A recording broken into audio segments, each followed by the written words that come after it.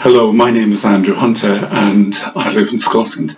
I was diagnosed with type 2 diabetes some 20 years ago and with peripheral neuropathy 4 years ago, back in 2014. I want in this video to focus on peripheral neuropathy and in particular the help I have received from the Dr. Cain program. I only found the program back in autumn or fall 2018. And in short, I cannot praise it highly enough. Where conventional medical practitioners in our UK system keep saying there is nothing can be done for neuropathy sufferers, Dr. Cain's program offered hope. And that alone was worth its weight in gold, as it helped me shift my mental perspective on neuropathy, and in turn, it positively impacted on my depression. By way of introduction, I want to explain in a bit more detail my journey with neuropathy, and therefore why it will be easier to see why I found Dr. Cain's program so helpful. My neuropathic journey began, as I said, some 4 years ago in 2014. I went to my general practitioner, as we say in the UK, my GP, or in America, my MD, who in a sense is our gatekeeper on health.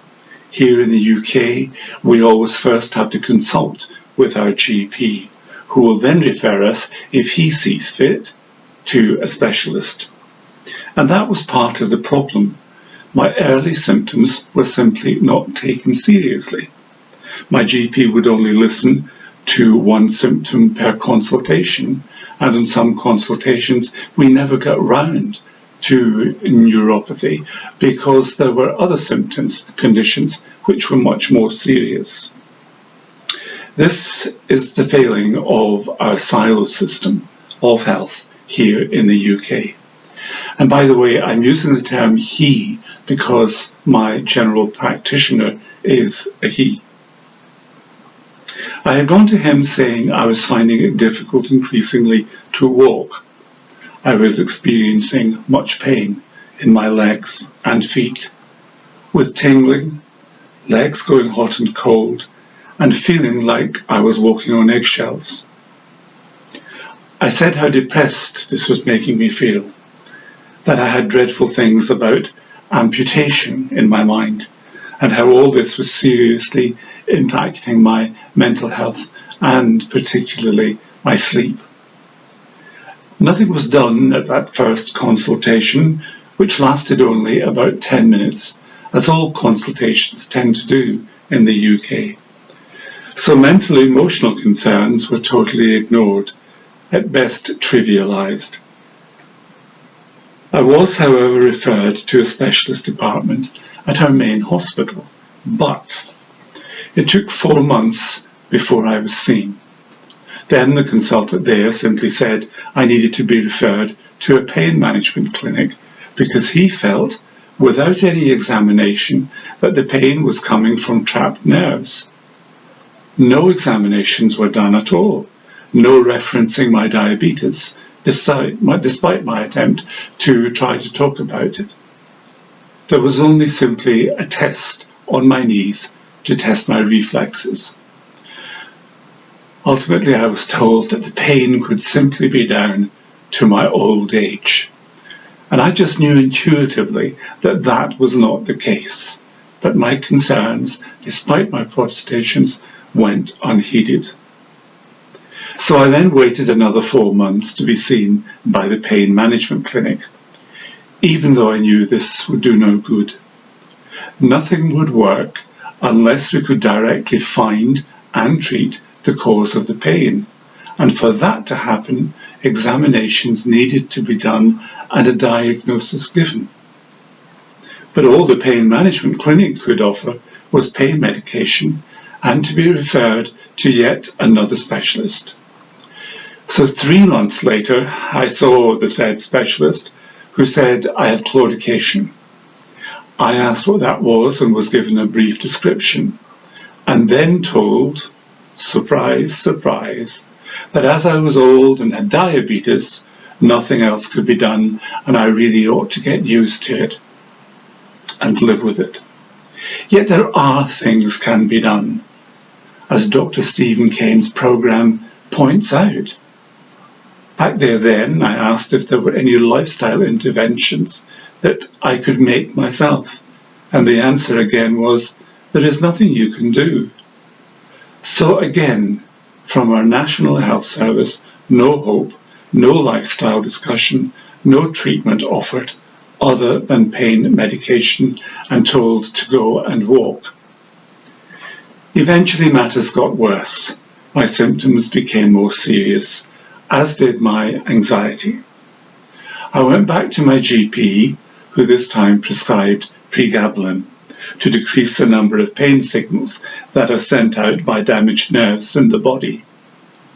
I was told it was to treat neuropathy, and this was the first mention of neuropathy. So I went home and started to research. I then went back to my GP, now armed with an understanding, and asked if medication was sufficient. Was there nothing else could be done? He too said, get used to it and simply increase the dosage and frequency of the pregabalin. Within weeks, I went back to see him, reporting various side effects of the pregabalin: blurred vision, constipation, dizziness, fatigue, drowsiness, peripheral edema, tremors and shakes, and sudden weight gain and visual field loss. But again, I was told nothing could be done. It was what diabetes did to people. Diabetes does not do these things to people. I went home feeling despondent and proceeded to deepen my research and my determination to find at least a treatment of some kind, preferably a cure. It was now mid-2018. I had already made some lifestyle interventions. On days when pain wasn't too severe, I would walk by the seashore to increase my physical movement and my intake of fresh air. I could walk for about 10 minutes before giving in, but being out in fresh air really helped to lift the mood, and that in itself was a positive start. I also radically shifted my eating habits, converting mostly to greens, no sugar, the avoidance of inappropriate carbs, and eating less to try to control my weight. And in the main, I was following a type of ketogenic approach. I also practiced Qigong, a form of gentle exercise composed of movements that are repeated a number of times. I preferred that to walking and going to the gym. They're not my favourite kind of activities. Then, although I do walk, I should go back and say, then in my frequent researching, I found Dr. Cain and asked for a 15-minute consultation, which we did within days over Skype. No waiting, and above all, an opportunity to talk to someone with experience, not just a general doctor who knew little. I discovered Dr. Cain had an online training program.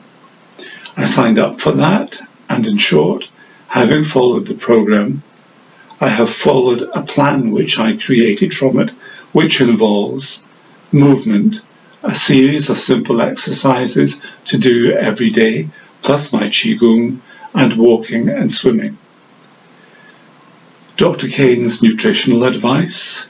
He outlines different diets, do's and don'ts. These help me refine my eating habits, which better regulate my blood glucose levels. So out went pasta, pizza, cakes, and candy. I continued to avoid alcohol because I knew that alcohol directly affects neuropathy. I paid more attention to stress management. So meditation and mindfulness are part of my daily routines, as is the importance of looking at stress triggers and trying to avoid them in my life where possible. I also checked in with the sleep clinic, where I discovered I had sleep apnea. So I now wear a sleep mask. As Dr. Cain emphasised, I decided to do things which were enjoyable. He also had a video on different therapies, as a result of which the ones I have tried, I took up rubbing vapor rub into the tops of my feet.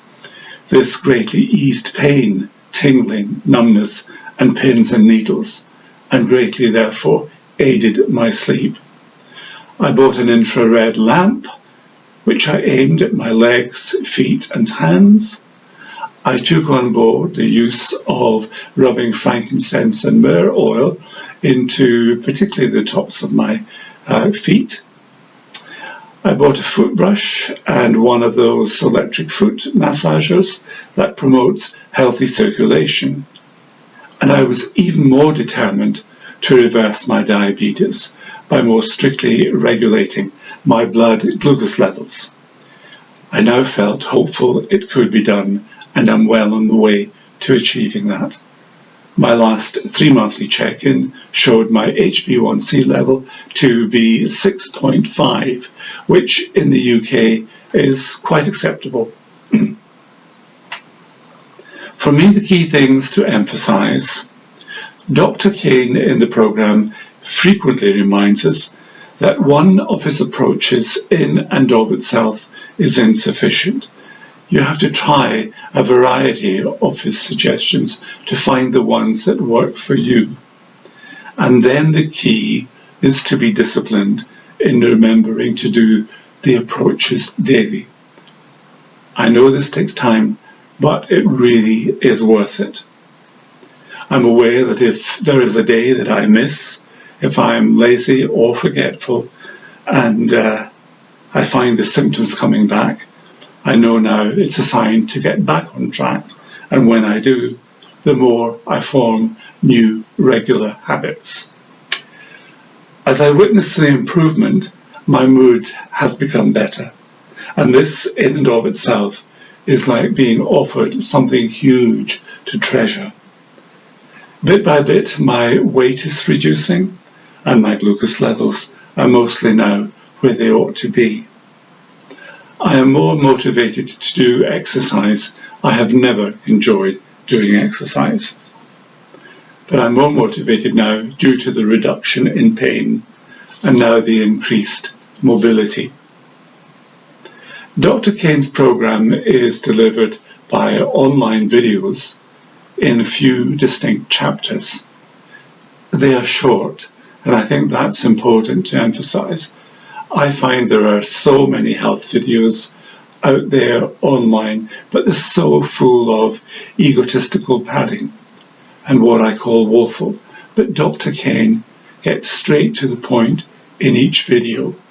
He is friendly, clear, and concise, and he offers hope. If you're committed to your health and learning from the program.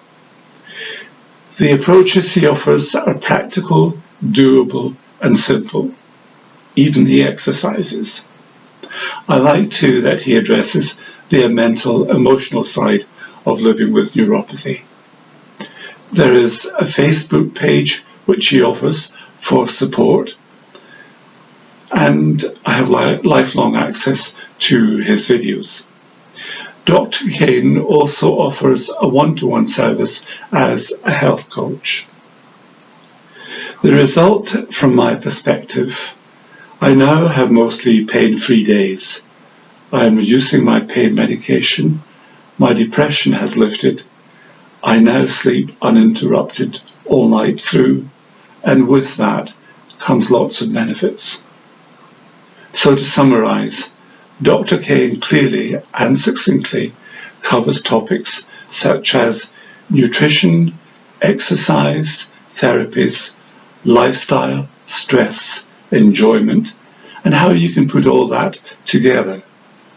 Above all, it becomes quickly very obvious he is genuinely devoted to having people heal and to feel better. So there really is no excuse to continue to suffer with neuropathy. Thank you for listening, and happy healing.